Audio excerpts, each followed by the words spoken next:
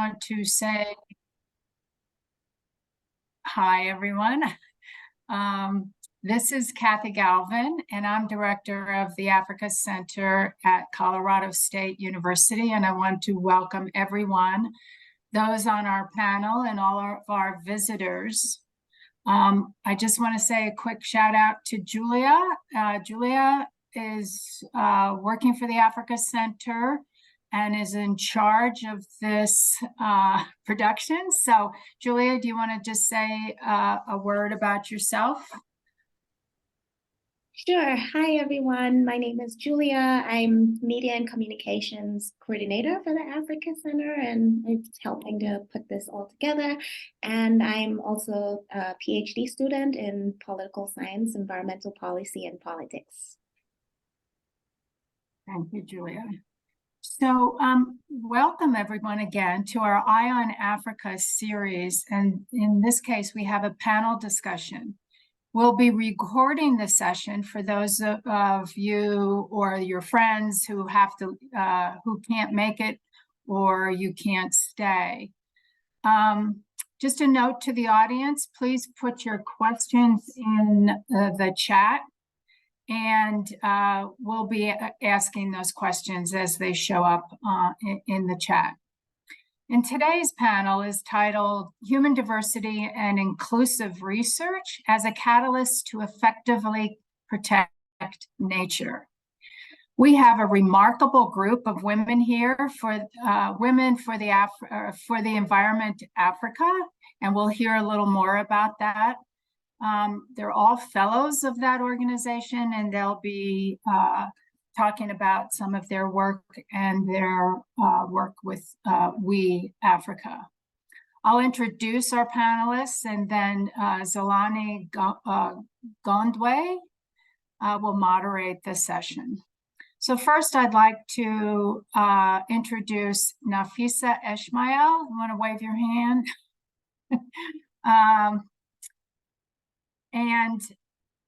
Nafisa works for the Wilder Institute based in Canada. She's a conservation research and strategy advisor there, and she's currently based in Uganda. She's also an independent consultant specializing in community-based conservation. And finally, she was a fellow of the Women for Environment in the 2022 cohort and is now on their steering committee. She is passionate about win-win solutions for nature and people through evidence-based, proactive policy and decision-making. So welcome, Nafisa. Then we have Patience Gandiwe, say hi. She's Director for International Conservation Africa, for International Conservation Affairs, Parks and Wildlife Management Authority in Zimbabwe.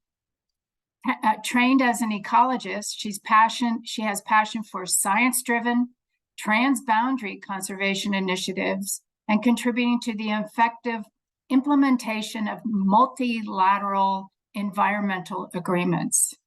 She is a Women for the Environment 2021 Fellow. So welcome, Patience. Thank you. Jamila Bargash is the co-founder and executive director. Hi, Jamila. For Dar Sin Hamid, you can correct me later, Moroccan NGO. Darcy Hamid is a fog harvesting project.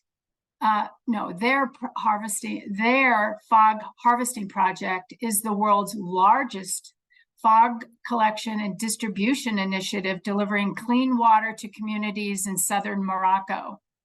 She also manages various environmental and education initiatives in Morocco. She is a Women for the Environment 2023 Fellow. Welcome, Jamila. Finally, we have Zelani Gondwe. Hey, Zelani. She's co-founder of the Institute for the Conservation of Nature and a coordinator for the Lilongwe in Malawi Green Guardians, whose work has reimagined and restored the capital city's riverine ecology, creating green zones and parks. She has recently rallied for the care and protection of pangolins, so well that social media has made them a beloved Malawi meme. She's also a 2021 fellow in the Women for the Environment and is now a member of the Advocacy and Communications Board. She's helped me organize this panel and will be moderator today. Welcome, Zelani. So now Zelani will open this panel with an introduction to the Women for the Environment Africa. So thank you, and take it away, Zelani. Thank you so much. Can you hear me all right? Great. Okay. Thank you very much for the invitation to Women Environment Africa to attend this panel discussion today. This is our second invitation from the Africa Center at CSU. We were here last year with a different panel, and I was one of the panelists, and I'm so happy that this year, this panel discussion will feature a member, a fellow from each of the 3 cohorts that we've had so far. So thank you very much, Professor Galvin and team, for having us here. I just want to say a little bit about Women Environment Africa, because when people think about African conservation, it's not often that people will think first about African women as conservationists, but that is what actually most African women are, especially at grassroots level, okay? In the communities that live around protected areas, in urban areas, in various ways, African women are conservationists. But in a much deeper way, we have found that it's important for African women to be more visible in conservation organizations, as well as in the wider policy decision-making across the various stakeholder range, so that there is greater diversity and inclusion and participation of women in making decisions that affect the nature, the protection, and the conservation of our environments and wildlife.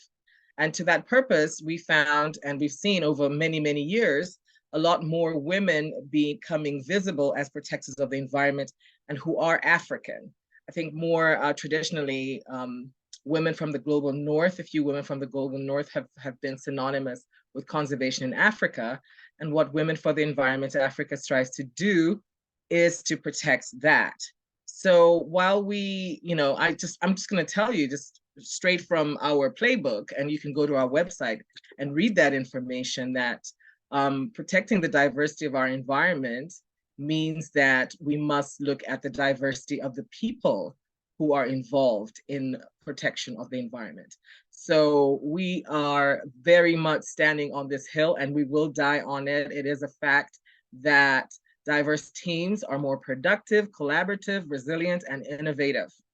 Women particularly are underrepresented, and in this time of the decade of restoration, according to the UN, which we are championing, the crises of biodiversity loss and climate change means that we need truly representative, courageous, and authentic leadership more than ever. So Women Environment Africa was created to remedy this by empowering women leaders in African conservation to become stronger and more visible in transforming their own career journeys and others' leadership.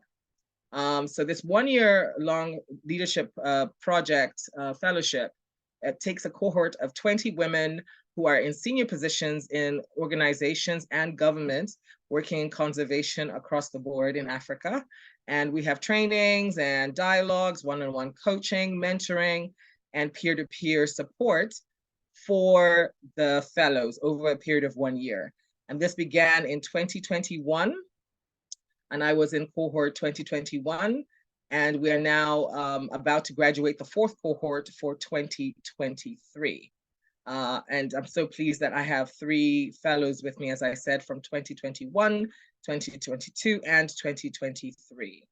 So as you can see from the screen, thank you so much, Julia. Over 60 women from across the continent form the Women for the Environment Africa team. Once your fellowship is over, it is not over. You are welcome to stay, and everyone stays.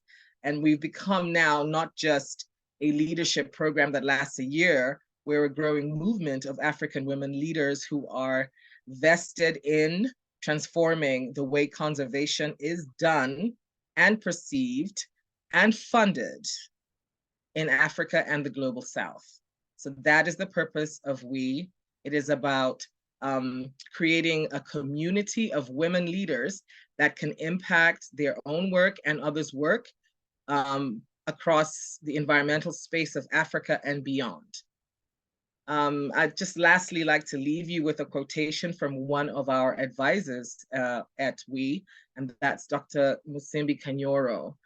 I think in this time when we are facing great environmental challenges and we have to think outside of the box, and we have to look very, very especially at inclusion of communities, inclusion of leaders, and we don't think that women of Africa are ready. We are. So Dr. Musimbi Kanyora says that you must trust the women of Africa, invest big in them, think big of them as they think big and they want to do good work. The deeper your investment in people, the more you will see impact. And that is Women Environment Africa.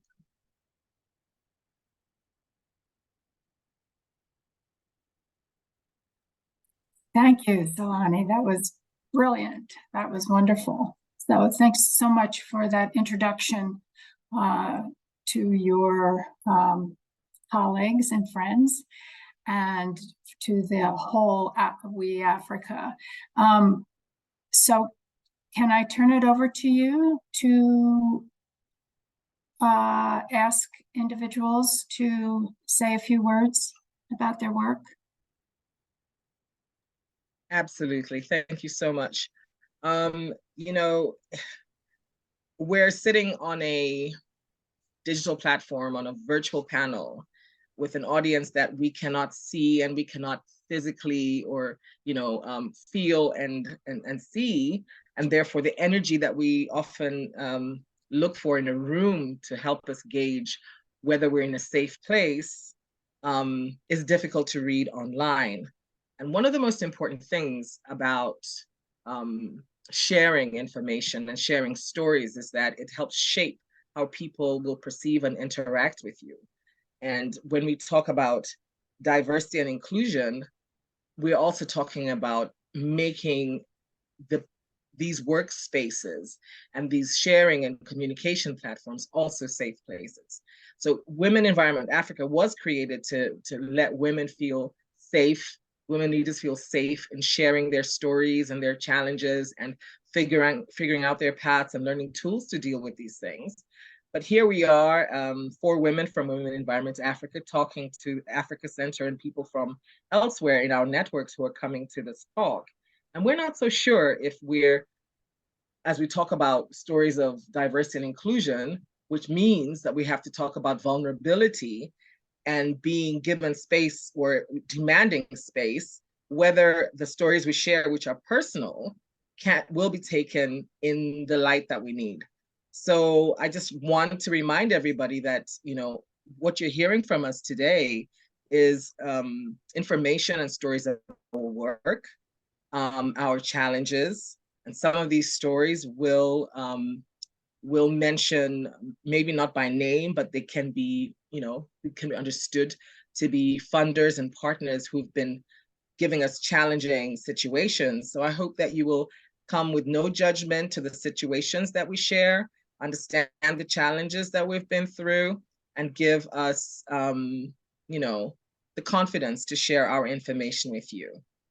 First up, I would like to invite Nafisa Ismail.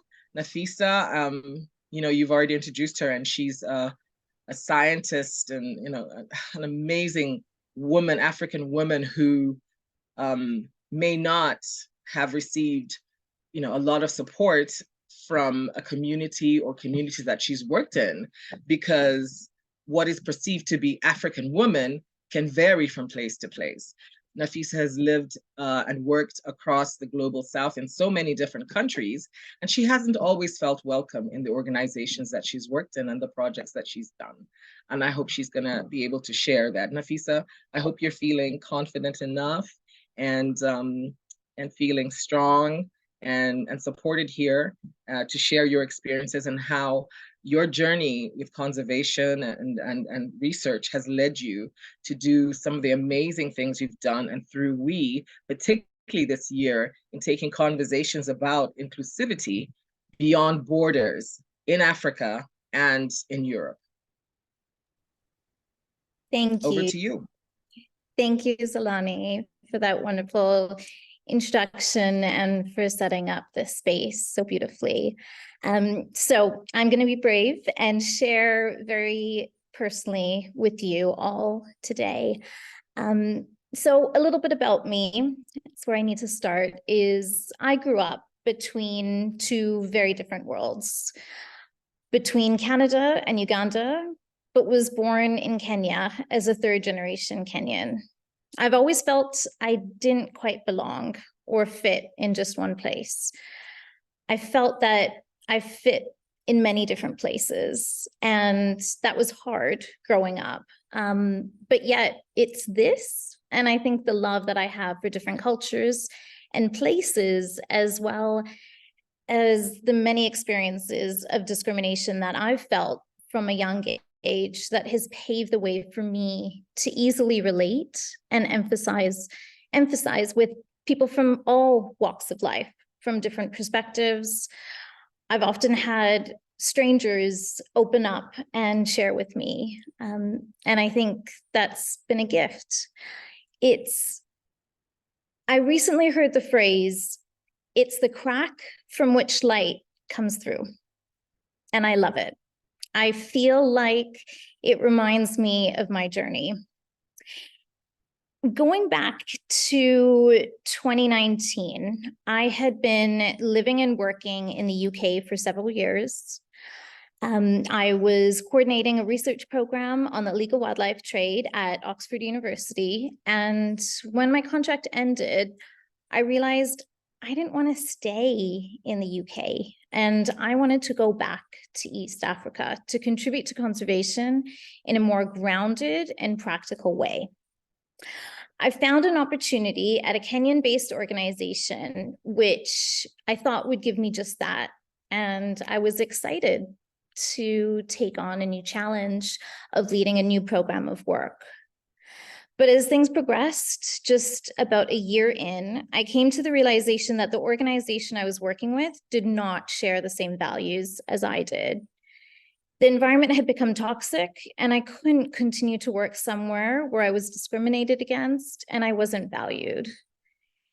I was so disheartened, and as difficult as it was, I was ready to leave the field of conservation. But I was pulled back. I was pulled back by an opportunity to take on a horizon scanning project, which for me was a really easy task, having done this numerous times before. There was no learning curve, and I felt, well, okay, I can at least keep a toe in the field that I've dedicated my life to. But really, it was my We Africa journey when I was part of the fellowship that kept me in conservation. It allowed me to heal. It allowed me to set off on a path and channel the pain and frustration I felt to try to make conservation a better and more inclusive place. I realized that the discrimination that I felt and so many others felt in conservation wasn't conservation, and it wasn't the way it should be. And I gathered hope from my wee sisters to refocus what my purpose in conservation could be.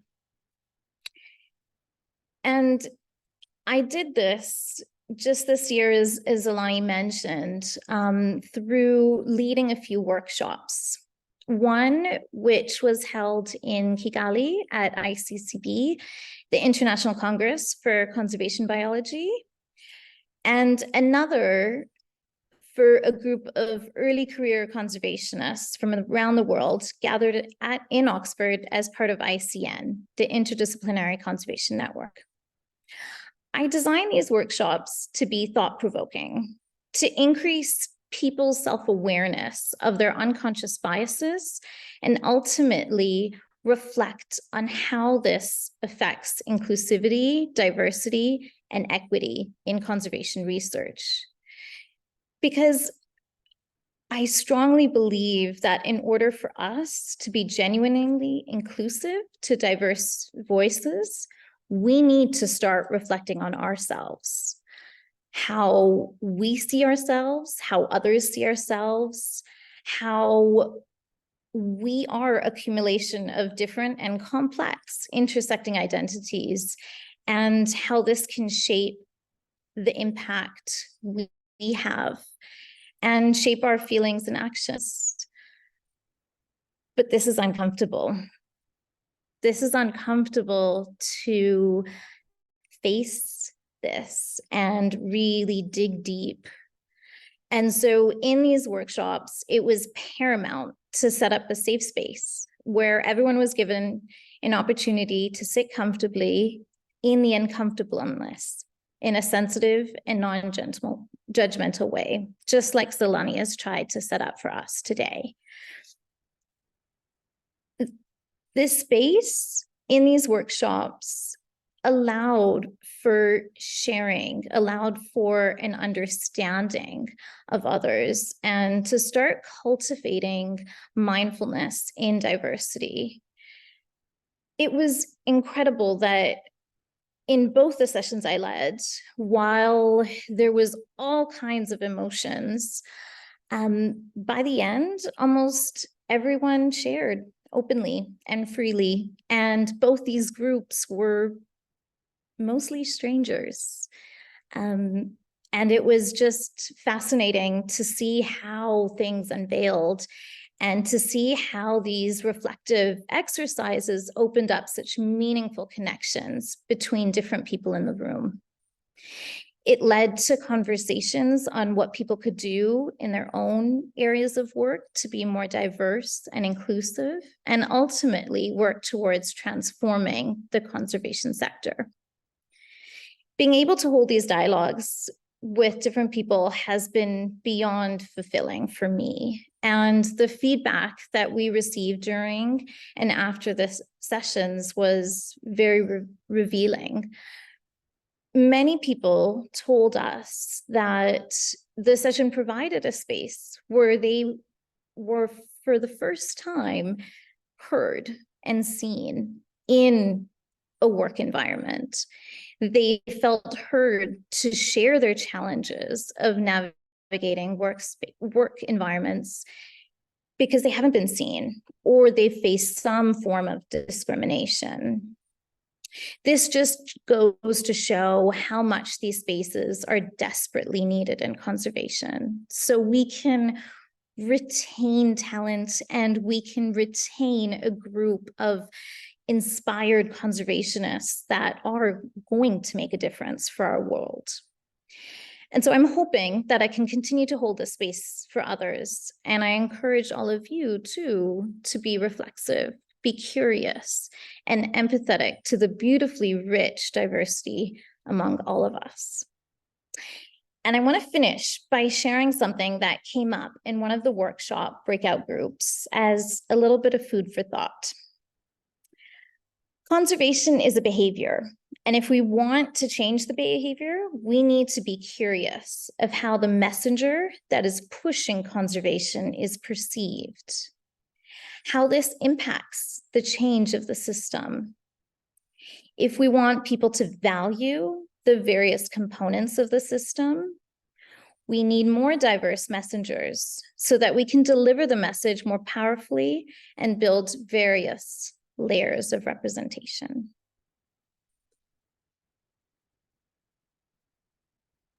Well, hey. That is so the truth. That is so the truth. Thank you so much for sharing that. I just wondered when you were speaking whether we had set the ground adequately. And then you went ahead and did that perfectly. we don't have to define what exclusion means. I think everyone's very aware of what that is. And what inclusion looks like is something that we need to be talking about more and more, and creating spaces for, like we do at WE.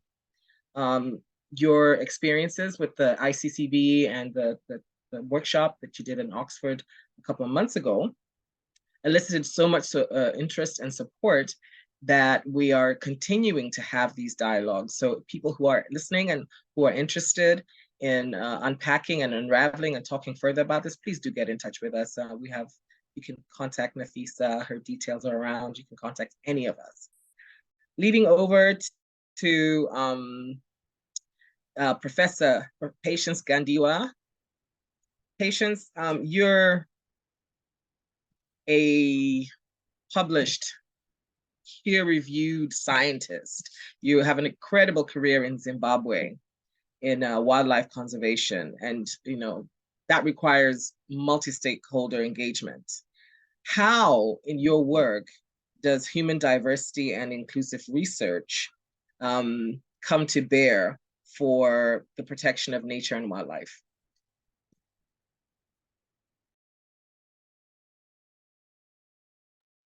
Thank you, Zilani, and thank you, Nafisa, for sharing a very inspiring and also kind of touching story about the realities of our world. Well, Zilani, let me start by saying myself as a wildlife ecologist, I have over 16 years of experience in the field of wildlife conservation, also as a scientist. It has not been an easy journey, but mine has been an adventurous one, which required creativity, innovation, and also support from the pillars, from the different pillars of my life, from the work environment to the social environment and also the society. Because we do have quite a unique reality that we are facing in today's world.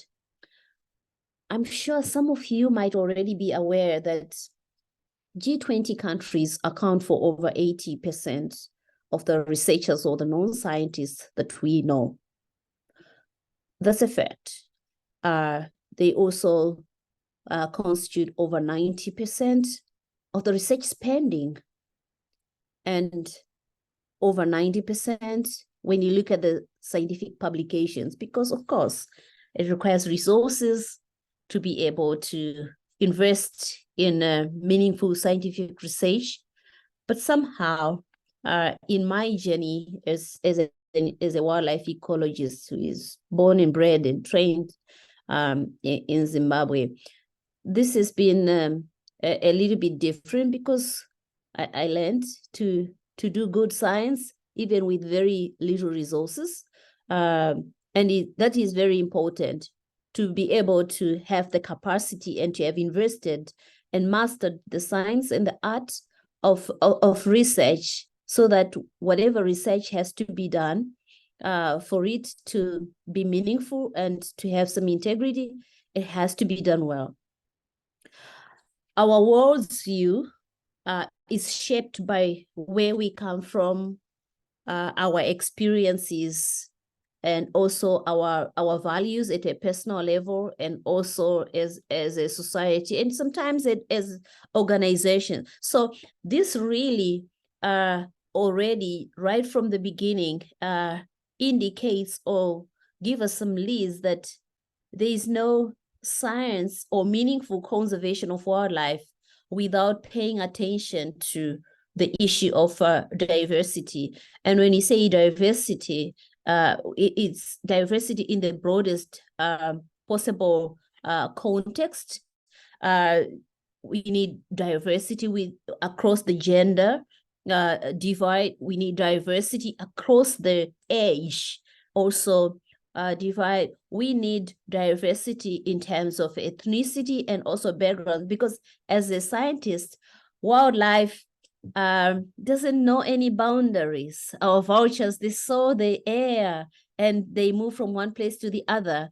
And in those places where we find these different species of wildlife, you realize that there are people with different societal values and also beliefs that shape how they see their relationship with nature. So understanding the local context and understanding the diverse cultures and how what people think when they see a vulture, for example, when they see a lion, it's really important. And as a researcher, it's very important to have that kind of appreciation and accepting that you may not know everything, and you have to be more inclusive with also the issue of involving local research assistants and also even co-opting them as equal research partners.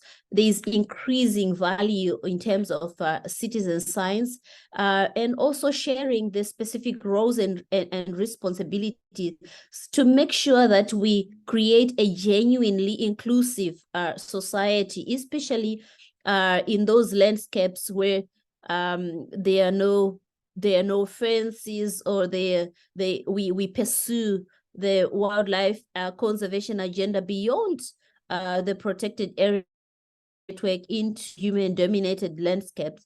But as we do that, when you're dealing with people, I have also learned that it's very important to uphold very good scientific ethics and integrity, and to balance also that need for scientific freedom, but also taking responsibility in terms of how we interact, and to make sure that even when we do the research and when we interact with the local communities, we do not also become agents that perpetuate discrimination. And discrimination as a broad concept, including disability. I was actually very much, I felt challenged one time when I was doing some socio-ecological research, and I arrived at this homestead investigating issues of human-elephant coexistence or conflict issues. And there was this, I greeted this guy, I didn't know he was deaf. And how often do we as scientists even think about communicating or even also being inclusive in terms of gathering information from the people that have got various disabilities, in terms of even some people might be dumb. How do we also learn or broaden the scope and framework of our communication skills so that we do not leave anyone behind? So it gave me a sense of responsibility, looking at it from both sides of the coin, that as a researcher, I have got to admit that I may not know everything, and there are different people in the society and different expectations, but also from the other flip side of things, we also need to make sure that we do our research without any bias or without preconceived ideas of what we think situations are or things are, without collecting really good data. There's a statement which I like, which Gabriela Ramos, the Assistant Director General of for Social and Human Sciences at UNESCO, said. She said, as we protect journalists and artists, it is equally important for the well-being of our societies to protect scientists. Without a safe and free environment for scientists, scientific knowledge will be biased. And having given a reference to the statistics I shared earlier, the vision for science that goes beyond just growth and productivity, which puts human well-being and inclusion in the center, that is the science that we need in today's world to effectively conserve our natural resources and to address the complex challenges such as undesirable climate change and biodiversity loss, which require actually a paradigm or mindset shift to consider issues of justice, inclusion, human rights, and also other forms of making sure that this this body of knowledge or science that we all want to contribute to should not be heavily concentrated towards interests of a privileged few, but it should support all forms of innovation at various levels through various facets to address and not to increase the inequalities that we see in today's world. So interdisciplinarity. Gandhi, that is perfect. Yes. Perfect. Thank you very much. So I so could go sorry on to and on. interrupt you. It has been such a journey. We could. Thank you so much, Professor, because I think you've left us with a very, very strong foundation for, you know, how to work and include people in the work that we do, and how others can do the same. But you said one particular thing, which I think I would like to amplify a little bit more as we head over to Jamila Bargach over in Morocco. So I don't know if the audience has noticed this, but let me pull this out. We had Nafisa speaking from Kenya as a Kenyan conservationist, and we had a patient speaking from Zimbabwe in the southern part of Africa. And now we're going over to North Africa to listen to Jamila. So Africa has 54 countries plus. And we have all these borders, but you said, Patience, that wildlife, whether on terra or in marine, knows no boundaries. So why should we? We should use that very example of nature to include others and remove boundaries. Over to you, Jamila. How does your organization undertake this task? Well, hello, everyone. And it is organization Dar Sihmat, just to say that in. So I want to speak about something different in terms of inclusion and diversity, and that is linguistic diversity. So I want to speak just I hope very briefly on the linguistic variety and landscape and geography in northern Morocco, because it is a key to understanding what's going on in terms of who gets included and who gets left out in the conversation. So Morocco has today 2 official languages. It's Amazigh language, which used to be called Berber language. And the Amazigh communities have decided to, and lobbied, and there were a lot of activism to change the Berber word that was an external identifier to an emic, an internal word to describe ourselves, which is the Amazigh, the original name, or the free men and women, I will add. However, and that became official in 2011 after the spring in the Arab Spring, what's called the Arab Spring in other parts of the Arab-speaking world. And it was a preemptive action that was taken by the government and really wisely by the leaders of this country in order to be as inclusive as possible. So historically, Morocco has had a majority of Amazigh speakers throughout history, going back centuries.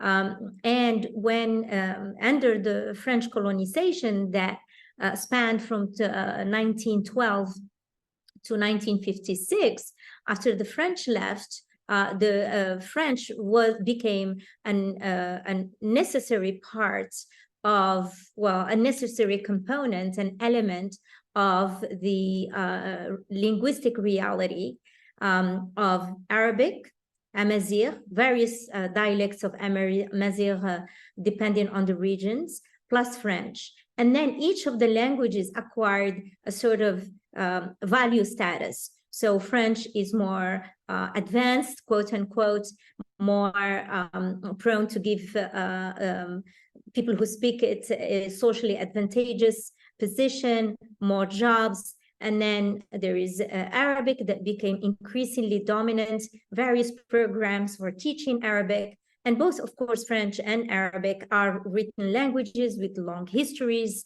of literatures and writing and so on and so forth.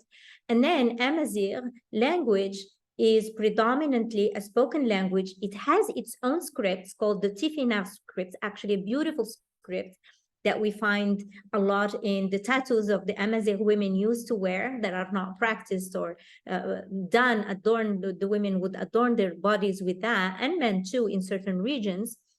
And throughout the 1950s to 2011 date at which there was an officialization of the Amazigh language, there is a sort of belittling of the language.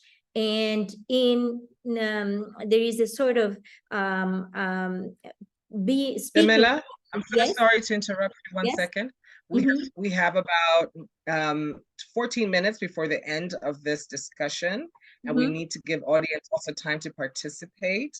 Sure. I know others we got in, so you have about 3 minutes to conclude. Okay, so the language issue is that women who are the majority in 2020 census, there was more than 45% of the women population is illiterate, and most of these women are women who live in rural areas, and they are monolingual. That is, they only speak the Amazigh language, and they are seen and considered to be the betters of the culture. But there is a serious kind of human rights issue about about them not accessing the language, not having accesses to other means and possibilities for participating in programs, participating in projects because of the language barrier. So our project in the organization, Dar Sihmad, was to build a folk collection unit in which the women needs were taken to be the pillar and the foundation of the work we've done. And so this is the region where they work and where they live. I mean, it's not they work and that's their environment, the context in which they live. And the women used to, in the region, we have the folk collection project that services 16 villages. The women, the monolingual women, used to work about 3.5 hours per day for the chore of water, to bring water to their homes. And when we designed our projects, the whole idea was to be in conversation with the women first and to listen to what they have to say, what are their needs, as an organization that was later the service provider for the community. And I think that there is something to say about our baseline study that we did, in which some of the women were saying that how this project of providing water in the homes would actually hamper the possibility of learning about environmental issues and passing on the knowledge to the new generation. And as hard as it was thinking about the work we were doing as an organization, it was also important to not just say that this is not important, but to include that in the process of building the projects, i.e. that the women's voices be part of building the projects, be part of the concerns that the organization represents to other spheres and funders, and that to think about visibility, not only just in terms of people coming and participating as bodies, but also participating as active voices and stewards and holding of experiences that are extremely central to creating an environment in which everybody's voices count, like you said, in which even when you are only monolingual, that doesn't prevent the possibility of having your voice count and be effectful and impactful. Thank you. I'll stop there. I wish we had more time. I wish we had more time. That's a road that we really needed to have traveled on a lot longer, about language barriers and inclusion. Thank you so much, Jamila. Handing over to you, Professor Galvin. Well, thank you. Zelani, would you like to say anything about your work before we open it up for questions? I would love to hear ever so briefly, if we can. I don't think it can be brief. Unfortunately, I don't. Working on the Lilongwe Ecological Corridor, which you introduced, is about reimagining what the city of Lilongwe looks like and protecting the urban biodiversity, restoring the riverine and creating green spaces. And I think it's working and growing. We haven't yet got to the desired goal, even though you said we have achieved, we're not there yet. But we're moving forward, and we're being very protective because the citizens have begun to see and feel the effects of degraded landscapes and the erosion of the riverine as affects them directly. The city's sweltering because of loss of tree cover. We've seen people getting more involved in campaigning for, tree planting, tree protection, pollution of the rivers is ceasing. And so having a Lilongwe City Council and a government, a local government that's very vested in this is really important. So including community voices, youth activists, NGOs, the political caucuses, is really the only way that we feel that this can work. And we've seen it beginning to move forward greater since we got more voices involved. So in terms of inclusion for us in this urban landscape and nature, protecting the city from the citizens for the benefit of the citizens so that, you can coexist as a growing city and manage urban sprawl without the price being the destruction of nature is what our agenda really is. And we're working on that. Thank you. Oh, thank you. Good summary. You could do it. So thanks very much. I just want to remind the audience, if you have any questions, to put them in the chat. But I will begin with questions. I mean, literally, we only have about 10 more minutes. And one of the things that throughout all of your talks, it became very clear that this issue of inclusion, diversity, equity is really, really important to include in biodiversity conservation. And yet we find that many conservation groups are led by experts who are not necessarily extremely proficient in humility or listening or being able to incorporate other voices. So how do you think about what can be done to reconcile the issues associated with, on one hand, inclusion and equity, and on the other hand, this idea of being an expert in the field on conservation in whatever way? I mean, it doesn't have to be a scientist, but in conservation in general. How do you reconcile those two sort of polar, I would suggest, or maybe polar opposites in the conservation world? Jamila. Yeah, thank you. In my experience here in Morocco, I mean, we need experts. That's important. And as an organization, and this is what we do in We Africa, and we've learned, is that we are a sort of mediator. We bring people together. And I think that as an organization working hand in hand with community members and being partners with the community members, they're not only stakeholders, they're partners. We work together. They have the right to speak. And so, for instance, when we're in meetings, they come along and they have to speak, and we have translators if they don't speak the dominant language. And if we start doing this 1 time, 2 times, 3 times, I think that it is setting a trend and creating the space for doing that, for creating that visibility. Thank you so much. That is absolutely brilliant. And way into that. yes, Zolani. So I'm not a scientist. I'm not a boots on the ground park wildlife advocate. I am a communications professional. I'm a social justice warrior, but I work in the conservation space. So I am called upon by the experts to deliver information, to stand in front of campaigns, to orchestrate dialogue, to lobby. And I think this matters because I am accessible. I think it was Nafisa who said, who delivers the message and how that person is perceived matters to how the work gets done.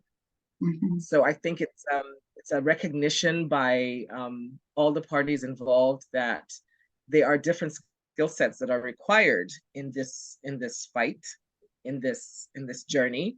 And the best people to do certain work are not always going to be the scientists, because the scientists need to do the research, they need to come up with solutions, but they also need to work with various bodies of people. We need politicians, we need community activists, we need all sorts. So I think for me, I'm an example, and the organization I work with is an example of non-academic, non-scientific, non-expert, as it were, but also critical partners in this climate and conservation management journey. Thank you. Thank you so much. I just want to read a note from somebody who says, thank you, ladies. You're doing incredible work in your spaces. Thank you for sharing beautifully. And we have several other questions. Another is, thank you so much to this esteemed panel. I am wondering if the panelists have any advice for young women on the African continent, ages 11 to 18, who are aspiring scientists or conservationists, on how to find opportunities to advance their skills and how to navigate obstacles they may face on their journey. Patience? Thank you very much. Maybe it's important that I respond also to that question which you just said before I say what I wanted to just reflect on. I think the message that I can give to young women who want to pursue a career in conservation is that there is room, there is hope. The landscape is transforming and the future is bright and favorable. The future is female, actually. So just to pursue your goal, it requires more than intellect.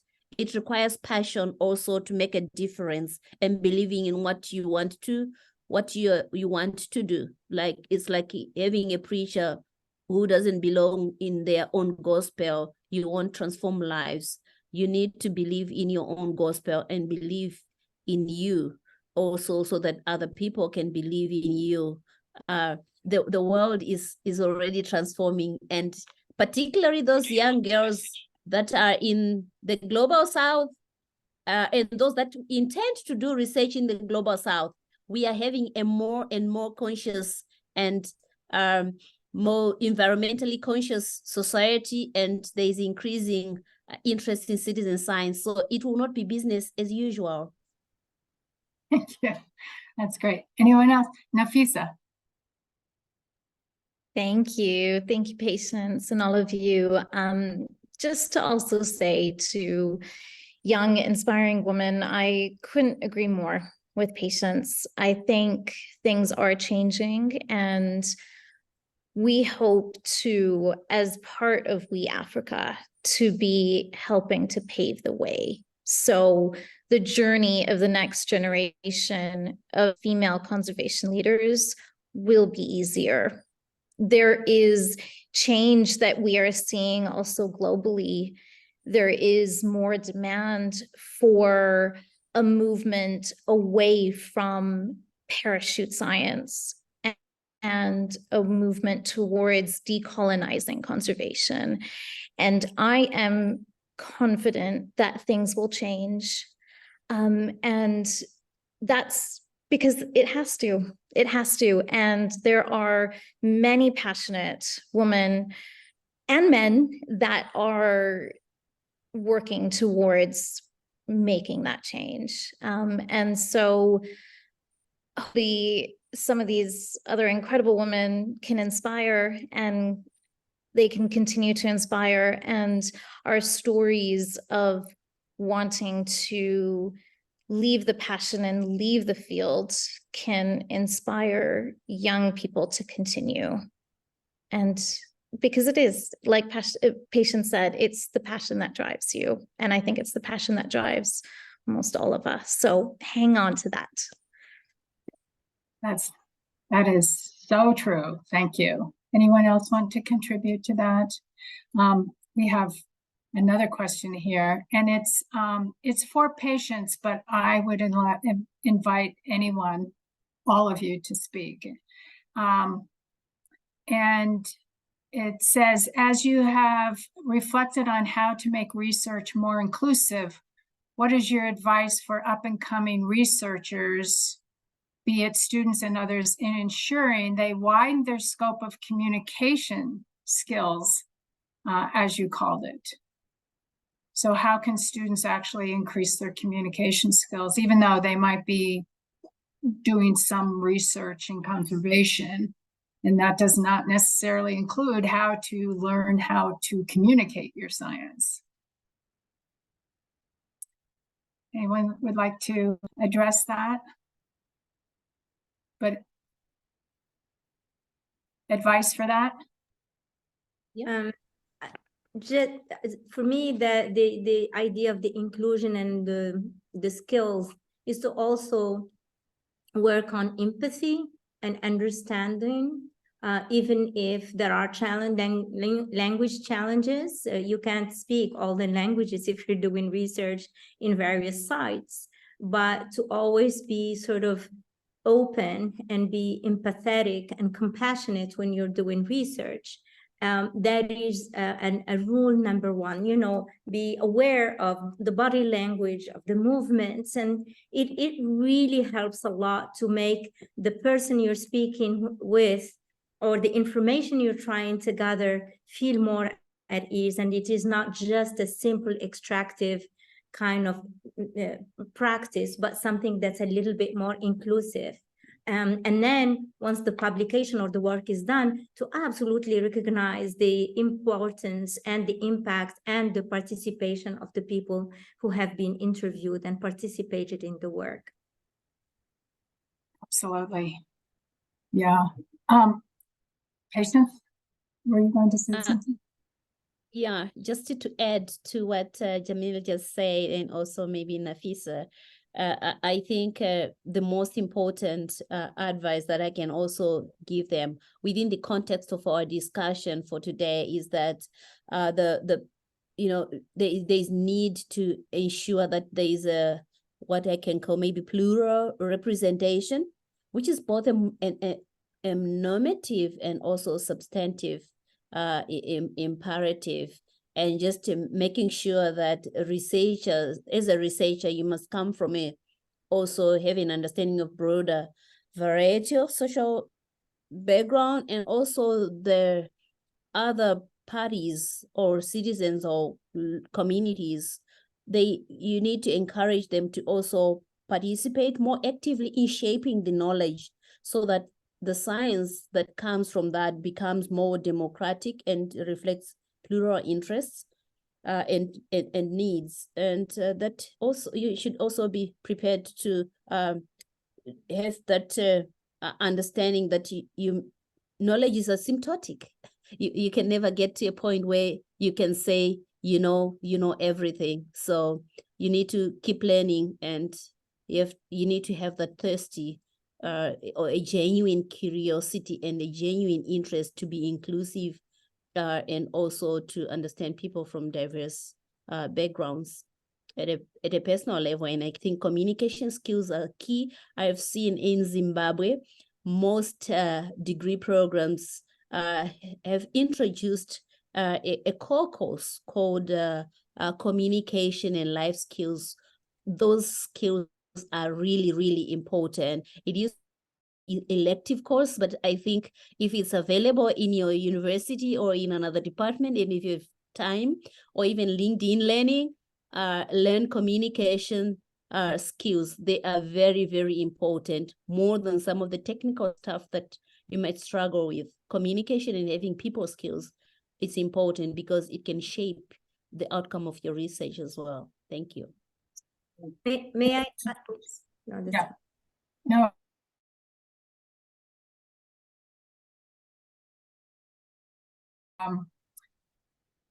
Say one thing from each of you. Just about the communication, there are thousands of resources on the internet that someone can learn some of the basic skills. Because without the communication and the transference and transfer of the knowledge and the understanding, then there is serious possibilities and risks of misunderstanding and just creating esoteric science, and that's not what we want. We want the science to be inclusive and recognizing each and every voice in this tapestry. Yes, thank you. A concluding remark from Nafisa, Patience, Zalani. Let me go first. I'll go first.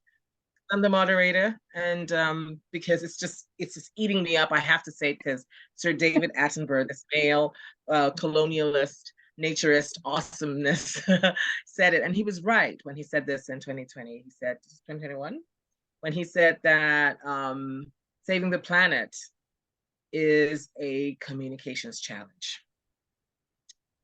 And that quotation resonates, reverberates, and everything, because to get consensus and will and action, especially at a global level or any sort of macro level, we need effective communication to bend political will. So I'm just going to sign off with that quotation from this great British naturalist. Yeah, thank you very much. Yeah. Okay. Any last comments from anyone? I just want to say thank you. Yes. I might just jump in and say that I think it's very clear to many of us that work in this field that conservation is complex. It's complex because of the world that we live in. It is not just about the science. It is very much about the people. It is about the interactions and the relationships between different groups of people. It is about the relationships between economies. It is relationships and dynamics between geopolitical aspects of where we are trying to conserve. And so leaning back on the previous question of communication, there's so many different forms of communication, and it really does depend on who you are trying to communicate. And we all need to better start understanding our audience. And yes, even if we might be a scientist, we need to know how to communicate with a politician, with an economist. And so with that, we need to also educate ourselves in those different realms, because I think that's how we will be able to navigate the complexities of conservation. Thank you. Those are great parting words. I think we have to leave it there, but I want to thank you all. We need another half day, I think. Maybe we can sometime bring you here to actually spend some time here and talk about these issues in greater detail. I just want to say thank you so much. And I know that you have brought a great deal of the complexity that is conservation to this very short session on issues associated with it. And I just want to say thank you. And everyone in the chat is saying thank you to you all. And I want to say that as well. So maybe we'll have to carry this on in another conversation. So thank you, everyone. Thanks for being here. Have a great evening, wherever you may be. And I'll be in touch. Okay. Bye-bye, everyone.